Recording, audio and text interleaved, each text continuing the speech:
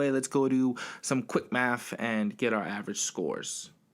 So tallying up all our scores, this quick math should be no surprise to you now. Kotaku and Polygon, no numerical score. So we're going to use our averages and try to equate them something fair.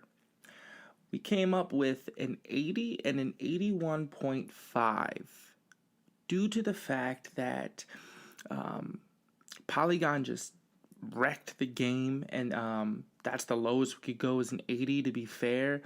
And then Kotaku's guy, a lot of gripes with, but he didn't necessarily, he said it sucked, but he loved it.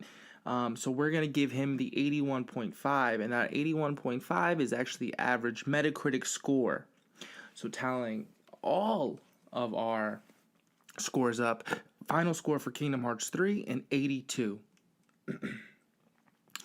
I feel an 82 is way too low out of these average scores. In fact, by several points. If anything, I suggest you go look back at some of the games we've already done and go check the scores out that were given to those games and then the average we got, and then compare the game itself. Kingdom Hearts was unfairly criticized, and I'm going to give my genuine critiques of the game. I wanted the super boss lock on content. I definitely wanted it to be a little more challenging. I definitely wanted a couple more worlds.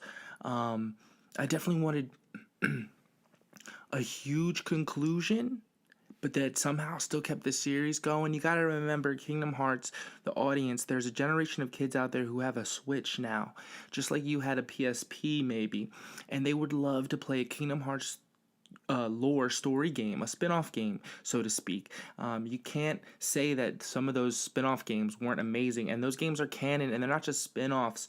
They're great. Dream Drop Distance. You had the original Terra Aqua Ventus story. These are stories that you can't tell in the mainline franchise because of the gravitas that it pulls as a Kingdom Hearts game. And while I found the ending satisfying to a point, it was a little not to me because I played everything. But again, I can understand what it was like and what it is still like looking at the game objectively.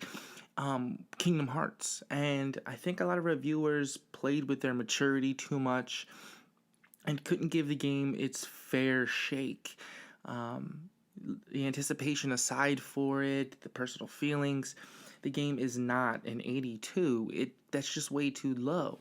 So I'm GK, and I'll see y'all next time. Wait. With something new, I think. Let me know your thoughts in the comments. I'm over here rushing because I know I'm going long this episode. Let me know what you thought. And did you play Kingdom Hearts 3? What did you really think?